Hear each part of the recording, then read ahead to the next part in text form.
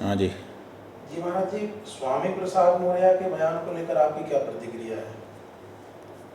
नहीं, स्वामी प्रसाद जी तो बहुत सारे बयान देते रहते हैं। किस बयान की चर्चा कर रहे हैं आप? अभी उन्होंने एक बयान दिया, बद्रीनाथ धाम मंदिर जो बौद्ध मठ था, बौद्ध मंदिर था, ऐसा उन्होंने एक बयान हाँ, आज सवेरे से कई लोग हमको जी इस बारे में पूछ रहे हैं जी कि स्वामी प्रसाद मौर्य जी ने कहा है कि बद्रीनाथ जी का जो धाम है, मंदिर है, जी वो बौद्ध तीर्थ को समाप्त करके उसके ऊपर बनाया गया है। 8वीं शताब्दी तक वहाँ पर बौद्ध तीर्थ था। तो हम स्वामी प्रसाद जी मौर्य जी को टेलीफोन लगवाए थे।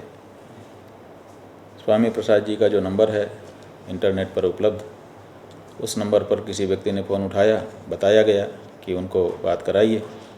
तो उन्होंने कहा कि अभी ऊपर हैं, जब नीचे आएंगे तब बात हम लोग करा पाएंगे।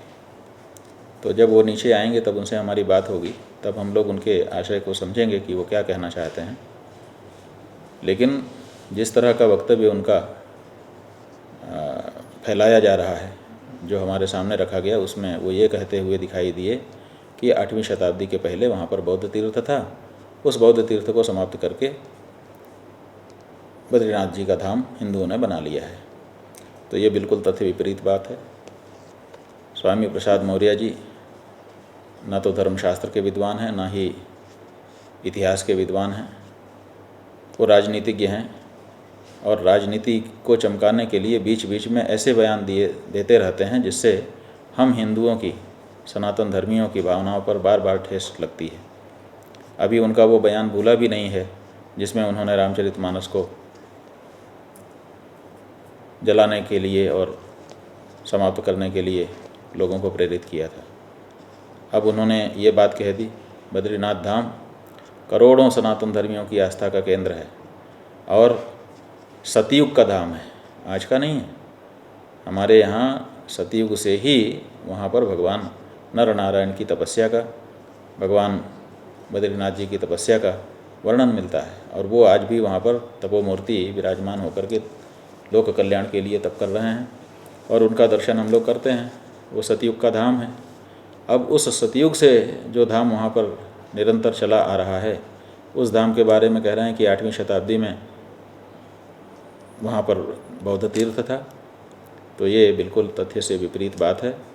हम स्वामी प्रसाद मौर्य जी से ये कहना चाहते हैं कि आपके पास जो भी इस बारे में प्रमाण हैं, वो प्रमाण सामने रखिए ताकि प्रमाण पर विचार हो जाए। हम जिनके पक्ष में आप ये बयान दे रहे हैं कि आप गड़े मुर्दे मत उखाड़िए, नहीं तो सब उखड़ जाएंगे, हम कहते हैं उखड़ जाए। जहाँ जहाँ के बारे में आपके मन में शंका हो, वहाँ वहाँ के बारे में आप प्रमाण रखिए। हम मुसलमानों की तरह से भागेंगे नहीं कि हमारे यहाँ जांच का आदेश हो गया तो हम भाग जाएं। हम स्वागत करेंगे कि आओ जांच करो और जांच करके दूध का दूध, पानी का पानी कर दो।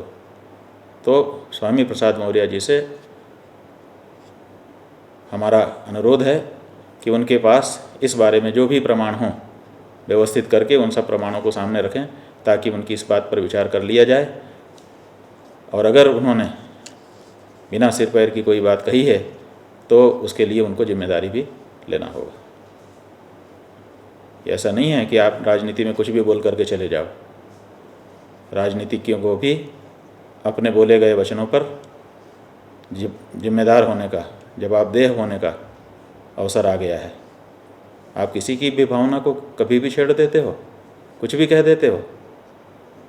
हम सनातन धर्मियों ने किसी के स्थान को बलपूर्वक स्वीकार नहीं किया है। हम अपना स्थान अपने स्वयं से बनाते हैं और अपने देवता को तब वहाँ पर विराजमान करते हैं जब वो स्थान हमारा होता है। कब्जा करके वहाँ पर अपना झंडा फहरा देना, ये हमारी नीति कभी रही ही नहीं है। इसलिए स्वामी प्रसाद मौर्य के इस बयान पर घोर आपत्ति करते हुए उनका हम आह्वान करते हैं कि वे पूरे प्रमाणों के सहित अटल पर आएँ ताकि दूध का दूध और पानी का पानी हो सके। अन्यथा अपने इस बयान के लिए सार्वजनिक रूप से भूल स्वीकार करें और आगे इस तरह के बयान नहीं दूंगा, ये बात कहें। और इसी के साथ साथ उनकी पार्टी के जो मुखिया हैं अखिलेश यादव जी, उनसे भी हम लोग कहना चाहेंगे कि आप क्या चाहते हैं, हम सनातन धर्मियों की भावनाएं आप अपनी पार्टी के नेताओं के द्वारा क्यों बार बार आहत करते हैं, आखिर आप क्या कहना चाहते हैं? नहीं तो अपने नेताओं के द्वारा इस तरह के किए जा रहे बयानों पर संज्ञान लीजिए, जो बात कहिए प्रमाण पुरस्सर कहिए, और नहीं तो केवल चोट पहुंचाने के लिए इस तरह की बात आपके नेता करते हैं और आप चुप रह जाते हैं, इसका मतलब आपका भी उसमें समर्थन है। और अगर समर्थन है तो आप भी खुल के आइए, बैठिए, आपके जितने विद्वान हैं, आपके जितने इतिहासविद हैं, सबको बुलाइए, हम लोग भी अपने विद्वानों को लेकर के बैठते हैं, हो जाए चर्चा, क्यों विलम्ब हो। लेकिन इस तरह की बातें उखाड़ करके हम सनातन धर्मियों की आस्था का जो केंद्र है, उस केंद्र के बारे में हमारी मांग को कमज़ोर आप करें, ये हमको बिल्कुल स्वीकार नहीं है।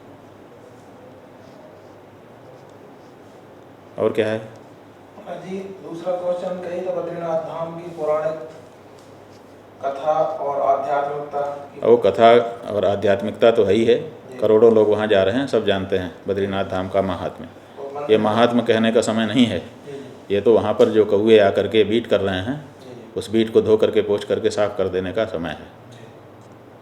इसलिए महात्म्य सबको विदित है। वहाँ पर करोड़ों लोग, लाखों लोग हर साल कष्ट सह करके ऐसे ही नहीं आ रहे हैं, उस धाम के महात्म्य को समझते हैं लोग, इसलिए हम अभी महात्म्य बताने की इच्छा नहीं कर रहे हैं।